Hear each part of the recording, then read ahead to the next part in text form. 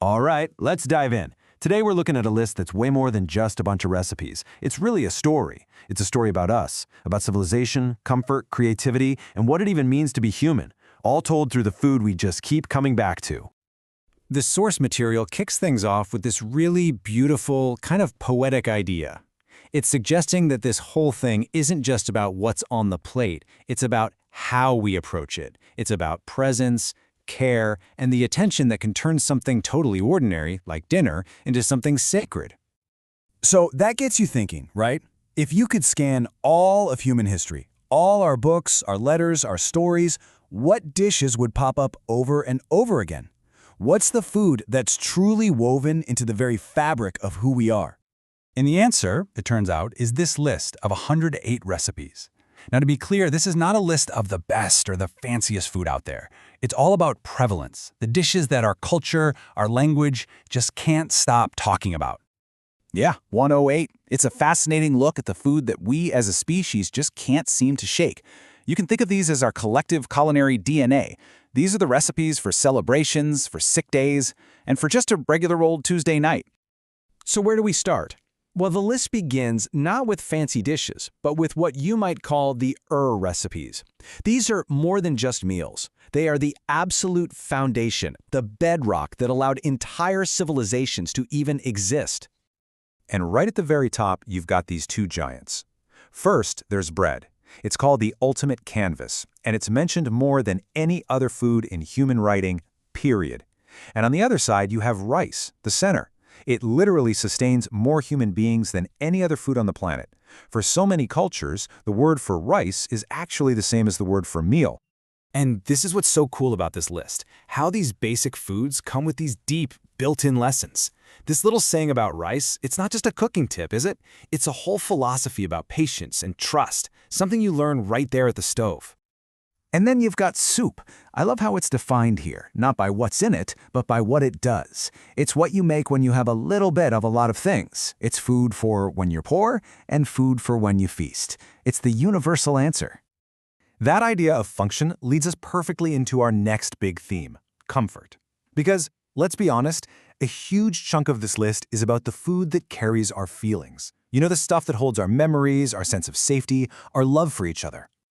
The descriptions in this section are just perfect. Mashed potatoes aren't just a side dish, they're a cloud of comfort. You know exactly what that means, don't you? You can almost feel it.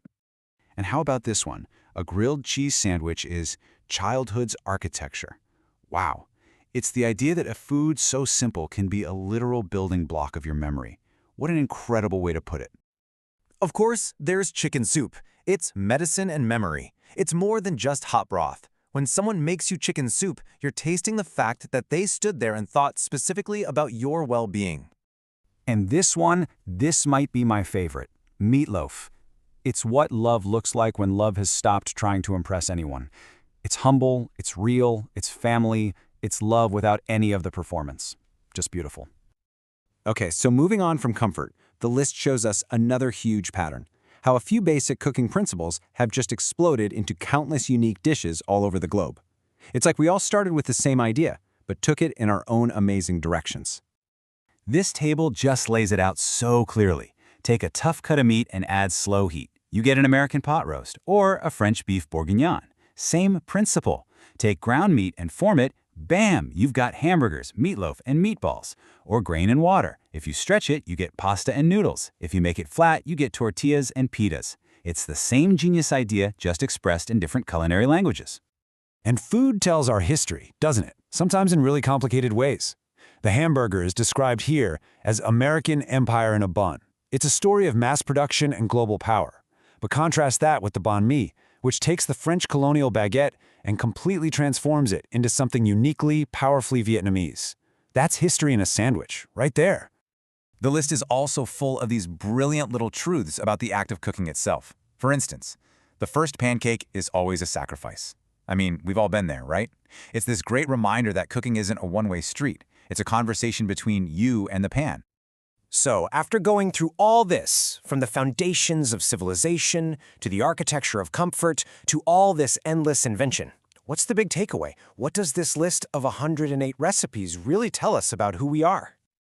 Well, the most important point is this. It's not a contest. It's not about which dish is number one. The entire list, taken together, is a kind of collective self-portrait. It shows our shared, universal needs for fuel, for comfort, for community, and our absolutely incredible, boundless creativity in figuring out how to meet them. So if you boil it all down, the lessons from our shared global kitchen are pretty profound. Things like patience isn't just a virtue, it's an actual ingredient. That paying attention is how you make a simple meal feel sacred. That the simplest ideas can lead to infinite variety.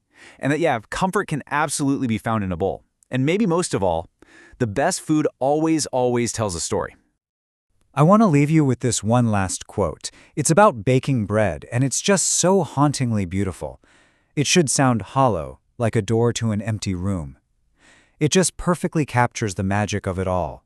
The care, the transformation, and the beautiful little mystery at the heart of turning a few simple things into something that truly feeds us, body and soul.